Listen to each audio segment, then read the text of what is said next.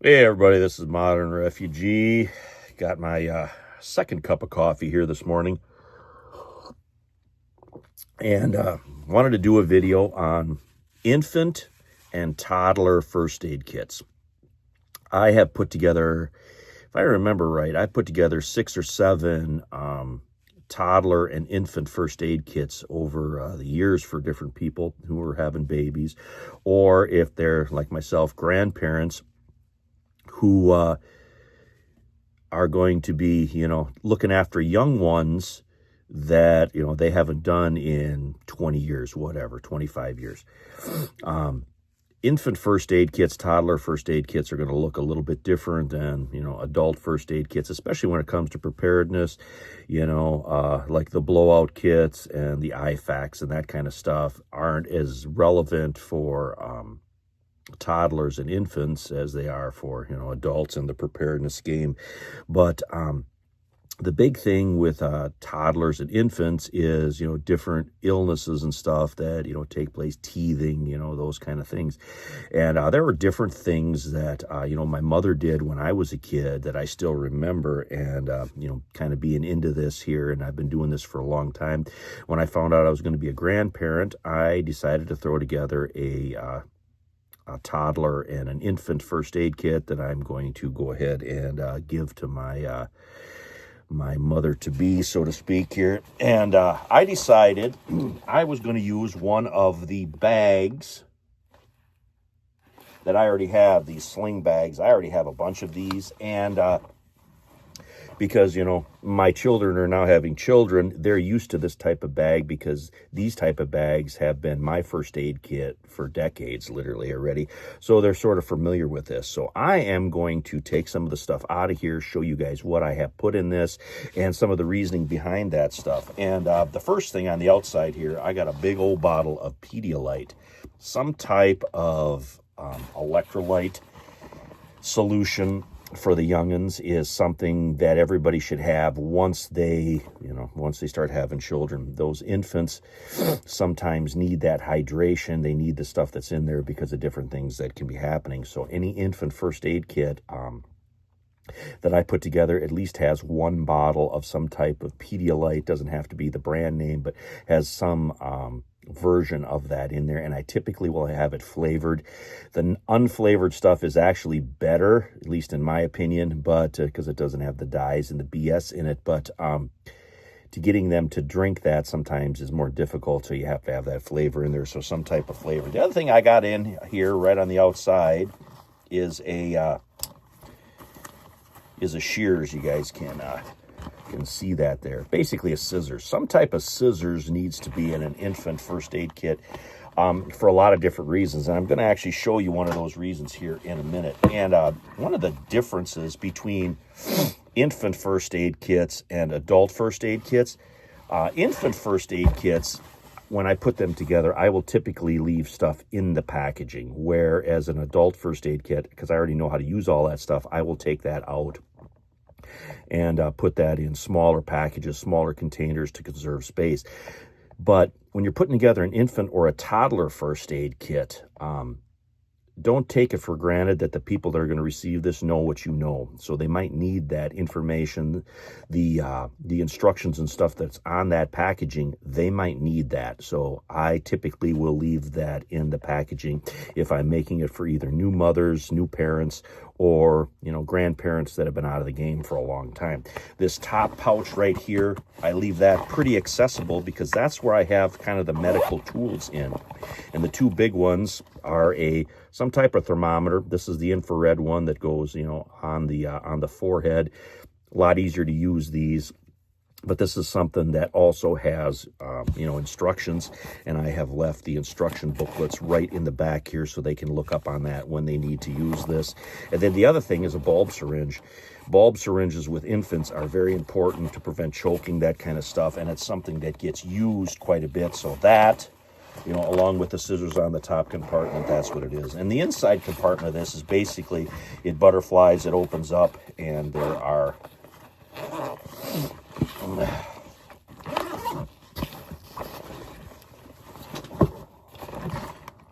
this out here. And I have everything, you guys can see that there. I have everything kind of strapped in there like it should be. And the first thing that I threw in here is kind of a throwback to my mother.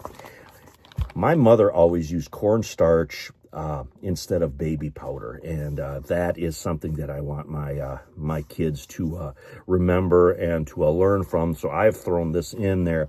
And what Mom would do is she would take the cornstarch out of the packaging, and she would basically make some type of shaker, and that's how she would use that. And there was always some type of shaker of cornstarch in the medicine cabinet when I was a kid, growing up, you know, to take care of chafing and that kind of stuff. And then two, because this is an infant first aid kit doesn't mean that adults can't use it for small things. So I always include some type of peroxide for flushing out wounds, and then some type of bandages, regular bandages. And I like either the Rexall ones you get like at Dollar General, or the Equate ones because that you get at Walmart, because they seem to be the best and the ones that last the longest. I like the fabric ones. Now this gets into the scissors. There's lots of times my mom would take a Band-Aid like this when I was a little kid, and she would take a scissors and she would cut it in half, or make some type of cut on it so it would fit my smaller finger or hand or whatever when I went and I hurt myself. And this is one of the reasons why I have a scissors included in this kit. But just because this first aid kit is for a child doesn't mean that it can't be used for an adult for a small boo-boo too. So another reason that that peroxide's in there. And I also have a couple of tubes of antibiotic cream for you know, small injuries, small little, you know, maladies, whatever they may be. I have two of each. You know, I have 2 boxes of the Band-Aids, 2 boxes of these. You know, these can be cut down to make whatever size that you need. And then getting into the, you know, the pain relievers and that kind of stuff. And this is the children's acetaminophen, and this is the children's ibuprofen. Now, the difference between the children's, if you read the, and the infants, is basically the price. The dilution is the same on these, and if they're younger than, what is it, 24 months, I believe. Yeah, under 24 pounds or under 2 years of age, ask doctor. That's the same instructions that are on all of them, whether they're the infants or they're the toddlers or the children. The children's is, you know, 4 fluid ounces for like $4, and the infants one is the same price, and the same, or it's the same price, and it's the same dilution of medication in it, but it's half the size. So you're paying the same price for half. But what is the, I seen it on here. It's, I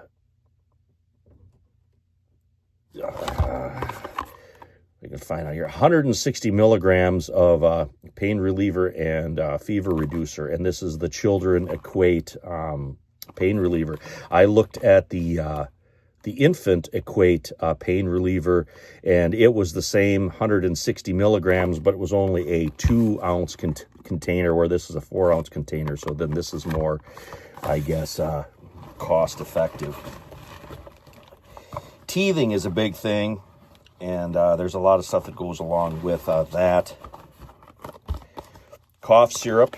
I have a couple bottles of baby cough syrup in there. Again, that's something that does happen, especially when kids start to teeth. All their glands and stuff, they kind of fill up with fluid. The body can't drain, and then that causes problems. Pain relieving gel for teeth and teething. I got 2 packages of that in here. I do have some hydrocortisone cream. This is especially important for like the adult aspect of using this stuff. Like I said, I still want this to be good enough for mom and dad, as well as the baby if something, you know, minor takes place. And then gas relief drops. Gas relief drops are something that's big too. When a baby gets gassy, they get fussy, and there is a lot of, you know, sleepless nights that are out there when young parents are starting to take care of the babies that they have because the baby's gassy. So gas relief drops is something that I also include in these kits. And then your basic wipes. I always like to get the, you know, the fragrance-free, dye-free ones. That's what these are here. Wipes. I always put wipes in all the first aid kits for infants because, sometimes the diaper bag hasn't been restocked and they might need that. And where I'm hoping that this first aid kit will always be there and always be available. And then some type of baby rash ointment. Desitin is always kind of the premium one. And Desitin, adults can use Desitin for different things too. So that's something, if you have never heard that, you want to look that up as well. But those are the ingredients in the infant first aid kit here. I am going to put a list in the description for all these items here, so you guys kind of know what I have in this first aid kit if you want to go back and you want to look. But some of those things like the scissors, mom cutting the Band-Aids to different shapes to help us out when we were kids, and the cornstarch was sort of the, the baby powder of choice back in the day, and it's got a lot less, problems with dyes and fragrances and that stuff too, so I wanted to mention that as well. Anyway, this is Modern Refugee, new grandfather-to-be here, still prepping. And prepping for the next generation. But anyway, appreciate each and every one of you guys out there. Hope you guys get some information, some entertainment out of this video here, and you guys have a good one.